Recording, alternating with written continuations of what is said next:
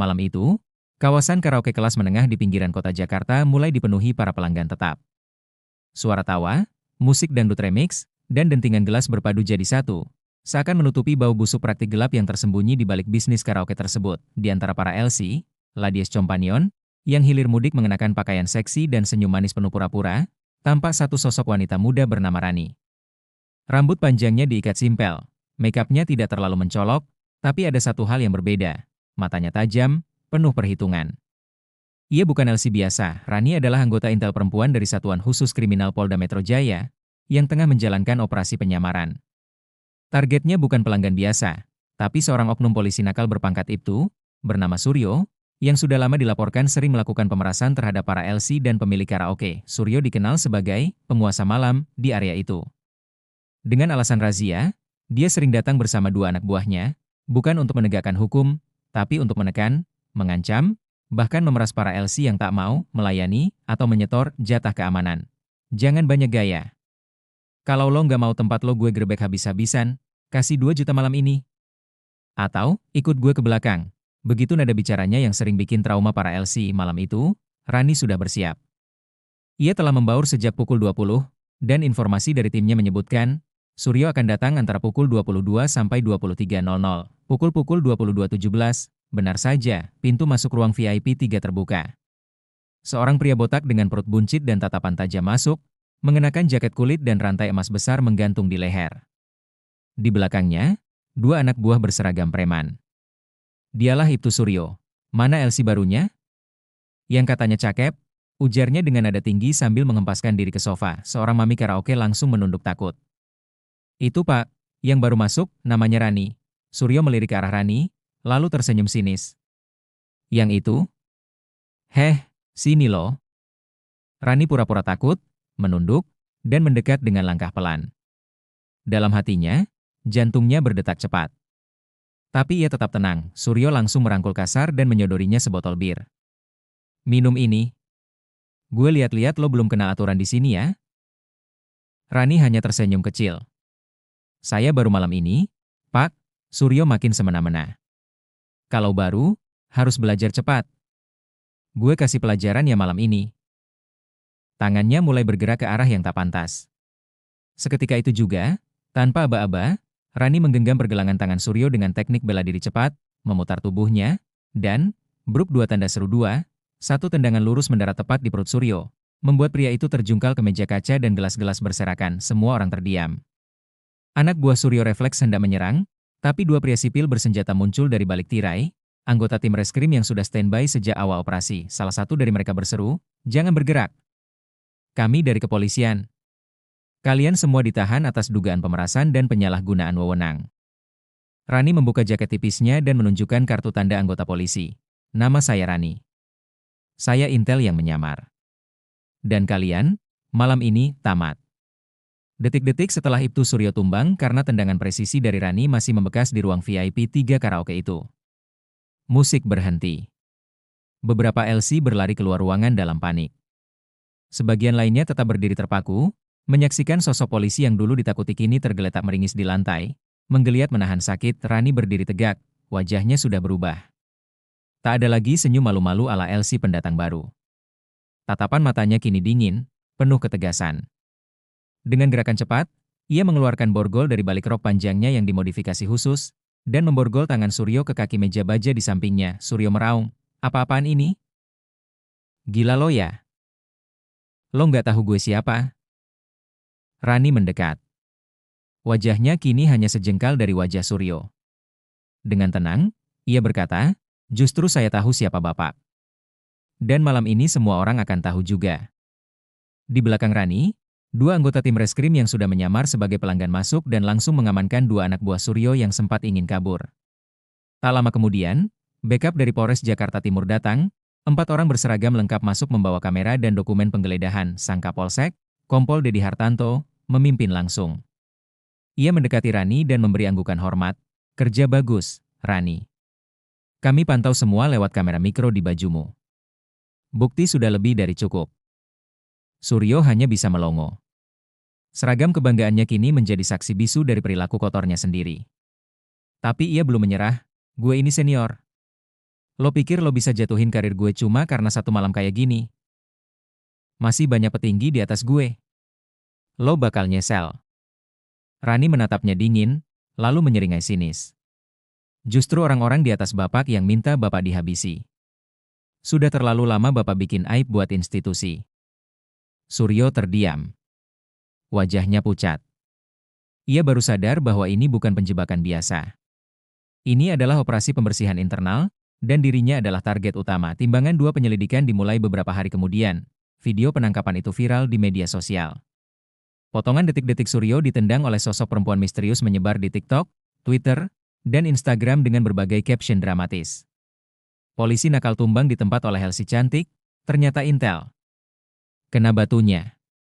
Arogansi oknum polisi berakhir di kaki perempuan berbaju mini. Tak butuh waktu lama, penyelidikan internal terhadap Ibtu Suryo pun melebar. Ditemukan bukti transfer dari beberapa pemilik karaoke yang dipaksa, setor, uang keamanan tiap minggu.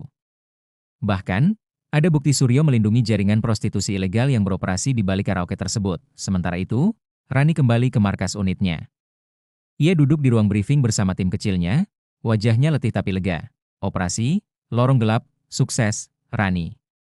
Tapi kita belum selesai. Masih ada 3 nama lagi yang terhubung ke jaringan ini, ujar Kompol Dedi sambil menatap layar proyektor. Rani mengangguk. Kalau boleh, saya minta ikut turun lagi. Kali ini saya ingin menyamar di karaoke, Happy Room. Katanya, ada satu kapten polisi yang suka nongkrong di sana. Pak Kupin bundar sisi lain dari cerita. Di sisi lain kota, seorang pengacara mulai muncul di media membela Suryo. Ia menyebut tindakan Rani sebagai tidak etis dan mencoreng martabat aparat senior. Namun masyarakat tak butuh lama untuk memilih sisi. Mayoritas netizen membela Rani. Banyak yang mengatakan, kalau semua intel seperti dia, bersih negeri ini. Salah satu komentar viral di Twitter bahkan menyebut, Rani bukan cuma cantik, dia berani. Tendangannya bukan cuma ke tubuh, tapi ke sistem busuk yang dilindungi seragam. Malam itu, Rani menatap cermin di asramanya. Wajahnya penuh luka lebam kecil akibat latihan dan penyamaran panjang. Tapi di balik itu semua, ia tahu, perjuangannya baru dimulai, karena di balik karaoke dan lampu neon, masih banyak yang berseragam tapi bertaring. Setelah keberhasilan penangkapan Ibtu Suryo, unit intel khusus Polda Metro Jaya tidak berhenti. Operasi Lorong Gelap kini memasuki fase kedua, membongkar jaringan oknum aparat yang diduga terlibat dalam bisnis pelindung karaoke ilegal, prostitusi terselubung, hingga pemerasan LC di wilayah Jakarta Timur dan Jakarta Selatan. Target baru, seorang perwira polisi berpangkat AKP, dikenal dengan inisial AKP Haji, bukan sembarang perwira. H dikenal luas di lingkungan kepolisian sebagai raja belakang layar karaoke di kawasan Happy Room, sebuah tempat elit di Kemang yang hanya bisa dimasuki oleh tamu berduit dan aparat terlindungi. Nama AKP H muncul dari bukti transfer yang ditemukan di ponsel Ibtu Suryo, termasuk rekaman percakapan yang menyebut Happy Room aman, udah di backup sama Haji. Detektif 22 Rani kembali BRKSI setelah seminggu rehat dan evaluasi. Rani dipanggil langsung oleh Kompol Dedi. Kita butuh kamu lagi, Rani. Ujar Kompol Dedi, sambil meletakkan berkas besar di mejanya. Kamu satu-satunya yang bisa masuk ke dalam tanpa mencurigakan siapapun. Happy Room ini lebih ketat dari lokasi sebelumnya. Banyak LC-nya lulusan casting agensi, tempatnya eksklusif, bahkan ada pemeriksaan identitas untuk tamu baru. Rani diam sejenak, menatap foto-foto dalam berkas, wajah AKPH saat sedang pesta, catatan transaksi, dan diagram struktur jaringan pengaman yang rumit. Saya siap, Pak. Tapi kali ini, saya masuk bukan cuma sebagai LC. Saya mau menyamar sebagai salah satu favorit yang biasa dilayani langsung ke ruangan VIP-nya. Kompol Dedi sempat ragu. Itu berisiko tinggi. Rani tersenyum tipis. Justru di situ kunci kejatuhannya. Penari, pengawas baru, di Happy ROM dengan identitas baru bernama Fanya. Rani kembali menyelami dunia malam. Kali ini penampilannya benar-benar disesuaikan. Rambut dicat pirang karamel, kontak lensa biru, dan aksen bicara dibuat lebih manja dan centil. Ia melewati seleksi ketat masuk sebagai LC Happy Room, dengan bantuan operator internal yang sudah bekerja sama dengan tim reskrim. Tugasnya sederhana tapi berbahaya. Menjadi incaran AKP Haji 2 hari setelah resmi bekerja, Fanya berhasil menarik perhatian seorang manajer internal, yang kemudian memperkenalkannya pada tamu istimewa. Malam itu, AKP H datang dengan jas rapi, meskipun sorot matanya menyiratkan kekuasaan yang bengis. Ia duduk di ruangan VIP paling belakang, Dijaga 2 bodyguard sipil dan 1 sopir pribadi bersenjata. Ini LC baru yang lo omongin? Tanya AKPH sambil mengangkat alis melihat Rani. Namanya Vanya, Pak. Baru 2 malam kerja, tapi tamu-tamu bilang dia beda. AKPH menatap Rani dari atas ke bawah. Ikut gue ke ruang pribadi. Gue gak suka dilihatin. Tengkorak dan tulang menyilang dua di balik tawa, lampu RDUP di ruang VIP tertutup. Rani duduk dengan sopan. AKPH mulai membuka obrolan kasar, lalu perlahan menunjukkan wajah aslinya. Seorang penguasa ruang gelap, yang bicara seolah semua hukum bisa dibeli. Gue udah capek lihat polisi sok bersih. Makanya, semua yang kerja di sini aman, asal tahu cara main. Ujarnya sambil menghisap cerutunya. Rani hanya tersenyum dan berpura-pura kagum. Wah, keren banget, Pak. Berarti Bapak yang bikin semua ini bisa jalan ya? AKPH tertawa. Gue yang jaga tempat ini tetap untung dan gak diobrak-abrik. Polisi dateng? Telepon gue. Intel muncul? Gue yang suruh mundur. Sementara itu, mikrofon kecil yang tersembunyi di kalung Rani merekam semuanya. Di pos pengawasan jarak jauh, Kompol Dedi dan tim langsung menandai semua percakapan sebagai bukti verbal, memperkuat dugaan keterlibatan H dalam praktik pemerasan dan perlindungan terhadap jaringan ilegal. Namun, ada masalah. Salah satu penjaga VIP rupanya curiga dengan gerak-gerik Rani. Ia sempat melihat Rani berbicara di toilet sambil menempelkan tangan ke telinganya. Padahal Rani sedang menerima instruksi dari tim lewat AirPage. Pria itu berbisik ke AKPH, "Bos, cewek itu aneh. Kayaknya bukan Elsie beneran." Mata AKPH menyipit. Serius lo? Rani menyadari perubahan suasana. Ia melihat tangan AKPH perlahan merogoh ke balik jasnya. Seperti mengambil sesuatu, instingnya menyala. Seketika itu juga, Rani berdiri dan menendang meja kecil ke arah Haji Braak. Gelas-gelas pecah. 2 detik kemudian, ia melompat ke belakang sofa sambil berteriak. Eksekusi sekarang 2 tanda seru 2. Api penggerebekan KDOA tim reskrim yang sudah menunggu di luar langsung masuk dengan senjata terangkat. Polisi 2 tanda seru 2 jangan bergerak 2 tanda seru 2 tangan di atas 2 tanda seru 2. AKPH mencoba melarikan diri lewat pintu belakang VIP. Tapi Rani mengejarnya. Di lorong sempit itu, mereka bertatap muka lagi. H mengangkat pistol kecil ke arah Rani. Namun terlambat, 2 tanda seru 2, tendangan lutut Rani mendarat tepat di bahu dan lengan kanan AKPH, membuat pistolnya mental ke lantai. Rani langsung menjatuhkan tubuhnya, menyapu kaki H dan menjatuhkannya ke lantai. Tumbang. Katanya dingin. Beberapa detik kemudian, tim masuk dan memborgol H yang masih mengerang. Ponsel dunia maya kembali PNAS. Video penggerebekan Happy Room segera viral. Kali ini lebih besar, lebih geger. 2 oknum polisi tingkat menengah ditangkap hanya dalam waktu 2 minggu. Oleh sosok perempuan muda menyamar sebagai Elsie, Rani kembali jadi topik panas nasional. Sebagian menyebutnya malaikat penyamar, sebagian menyebutnya tendangan pembersih. Namun di balik ketenaran itu, Rani hanya berkata kepada timnya, "Bukan aku yang hebat. Tapi kalian yang percaya bahwa hukum harus ditegakkan meski lewat cara menyamar jadi Elsie." Penangkapan 2 oknum aparat, Ibtu Suryo dan AKPH, dalam operasi rahasia bertajuk Lorong Gelap menggegerkan institusi. Media nasional menyorot wajah cantik dan sorot tajam Rani, sang intel wanita yang berhasil menyusup ke dunia malam dan menjungkir balikan arogansi berseragam. Tapi di balik sorotan publik dan pujian netizen, badai perlahan mulai bergerak. Simbol benturan gelombang balas DNDAM beberapa hari setelah penggerebekan Happy Room. Markas unit intel khusus digegerkan oleh kabar mencurigakan. Berkas perkara AKPH sempat hilang selama 6 jam dari ruang penyimpanan digital. Padahal, hanya personel internal berpangkat di atas kompol yang punya akses. Tak hanya itu, Rani mulai menerima telepon misterius tengah malam dari nomor pribadi yang tidak dikenal. Isinya ancaman, "Berhenti sebelum kau berhenti selamanya. Kau pikir kau pahlawan? Kau cuma pion yang akan dikorbankan." Meski intel biasa menghadapi risiko, ancaman personal seperti ini jarang muncul, kecuali kalau seseorang yang jauh lebih besar dari H dan Suryo merasa terganggu. Kompol Dedi, yang sudah lama mencium bau busuk di dalam institusi, akhirnya membuka informasi yang selama ini ia simpan rapat-rapat. "Rani," ujarnya suatu malam di ruang kerja yang hanya diterangi satu lampu meja, "semua ini bukan soal karaoke. Ini soal siapa yang punya wilayah." Rani mendengarkan dengan saksama. Orang-orang seperti H dan Suryo itu cuma perantara. Di atas mereka, ada seorang pejabat tinggi berpangkat kombes yang dikenal dengan inisial R. Dia tak pernah muncul langsung. Tapi semua aliran dana dari karaoke, LC, bahkan perizinan tempat hiburan malam, semua mengalir ke satu rekening di luar negeri miliknya. Rani terdiam. "Dan kamu tahu apa yang paling mengerikan?" lanjut Dedi. R itu dikenal sebagai penjaga seragam. Dia melindungi semua oknum yang jadi sapi perah. Kalau ada yang membahayakan jaringannya, mereka hilang. Bukan dipindah. Hilang. Perang di dalam BAYANGAN 3 hari kemudian, Rani nyaris celaka. Saat ia menyetir mobil dinasnya di jalan tol dalam perjalanan pulang dari kantor, sebuah truk box tiba-tiba berbelok ke jalurnya. Rani yang sigap langsung banting setir, dan mobilnya terguling ke pinggir tol. Syukurlah, ia hanya luka ringan. Tapi pesan itu jelas, nyawanya jadi target. Pagi harinya, sebuah surat tanpa nama ditemukan di ruang kerjanya. Kami tidak main-main. Ini terakhir kalinya kami peringatkan. Jika kau melangkah lebih jauh, kau tidak akan sempat kembali. Kompol Dedi geram, namun tak kaget. Kita sudah masuk terlalu dalam.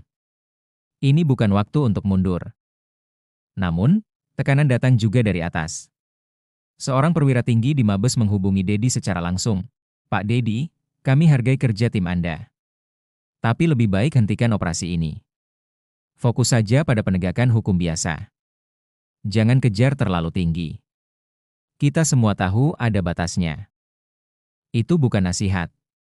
Itu perintah tak langsung. Ancaman halus dalam balutan diplomasi. Dedi tahu. Mereka kini berhadapan dengan dinding besar yang tak terlihat. Sistem. Rani membuka luka LAM dalam diam. Rani mulai menyusun langkah. Ia kembali membuka arsip pribadi yang sudah lama ia simpan. Catatan investigasi ayahnya, yang juga seorang perwira intel dan hilang misterius tahun 2013 saat menyelidiki jaringan perizinan hiburan malam ilegal. Ayahnya menghilang tanpa jejak, disebut desersi. Tapi Rani tahu, itu bohong. Ia menemukan nama yang sama dari laporan ayahnya dulu. Inisial Kombes R dengan tangan gemetar, ia menyusun 2 diagram, jaringan sekarang yang dia bongkar bersama Dedi dan jaringan lama yang ditelusuri ayahnya, keduanya terhubung. Semuanya menunjuk ke pusat. Kombes R. Rani menatap dinding yang penuh peta, foto, dan benang merah. Ia menghela napas panjang. Ini bukan cuma tugas. Ini balas dendam. Api kebangkitan dari RRUNTUHN setelah luka-luka akibat kecelakaan mobil sembuh, Rani diam-diam bertemu dengan seorang wartawan investigasi senior, Baranugraha, yang terkenal sering membongkar kasus-kasus kotor di kalangan elit. Mereka bertemu di sebuah warung kecil di pinggiran Jakarta, jauh dari sorotan. Rani menyerahkan flash disk yang berisi semua bukti digital, rekaman, dan nama-nama yang ia dan tim kumpulkan sejauh ini. Kalau aku lenyap pastikan publik tahu semuanya, ujar Rani pelan. Bara menatapnya dengan mata serius. Kamu gila. Tapi kadang, negara ini butuh orang gila buat bersih. Jam pasir mengalir menuju akhir yang tak TRDUGA malam itu. Rani menerima pesan di ponselnya. Target selanjutnya sudah jelas. Lokasi, Klub VIP The Ritz, SCBD. Besok malam, Kombes R akan hadir untuk pengamanan transaksi. Langit malam Jakarta tampak kelam tanpa bintang, seolah ikut menyembunyikan rencana besar yang akan meledak di tengah gemerlap kawasan SCBD. Disinilah tempatnya, The Ritz Club, klub malam paling eksklusif yang hanya bisa diakses oleh mereka yang punya kekuasaan, uang, atau keduanya. Di balik lantai dansa yang ramai dan cahaya neon yang menyilaukan, sebuah transaksi kotor akan terjadi. Dan di tengah gemerlap itulah, Kombes R, dalang besar di balik jaringan pemerasan dan perlindungan karaoke ilegal, akan muncul. Inilah saat yang ditunggu-tunggu oleh Rani. Topeng komedi dan tragedi kembali. Mania MAI. Rani kembali mengenakan seragam tempurnya. Gaun merah ketat dengan slit tinggi, sepatu hak 12 cm, dan kalung berlian palsu yang sebenarnya adalah kamera mikro pengintai. Penampilannya mencolok, tapi itu justru bagian dari rencana. Ia sudah tak menyamar sebagai LC. Malam ini, ia tampil sebagai VVIP Companion yang sengaja disediakan oleh pihak klub untuk menyambut tamu kehormatan. Seseorang yang mereka tahu punya pengaruh tinggi di kepolisian. Di belakangnya, tim dari unit khusus telah menyebar. Kompol Dedi mengordinasikan pergerakan dari mobil taktis yang terparkir tak jauh dari gedung. 3 sniper senyap dari Brimob berada di posisi pengawasan. Waktu terus berjalan. Jam alarm jam pukul 00.11, sang target TIBA sebuah mobil mewah Toyota Alphard hitam berhenti tepat di depan pintu belakang The Ritz. Seorang pria keluar, mengenakan batik sutra mahal dan sepatu kulit Italia.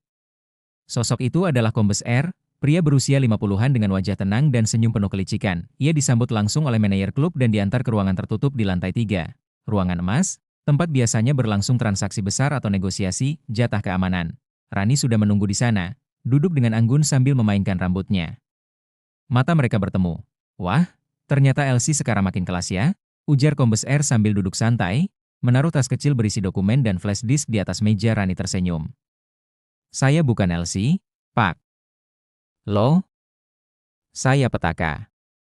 Api pendedahan di TMPAT seketika itu juga, Rani berdiri dan menendang meja ke arah R tersentak. R langsung mencabut pistol kecil dari pinggangnya.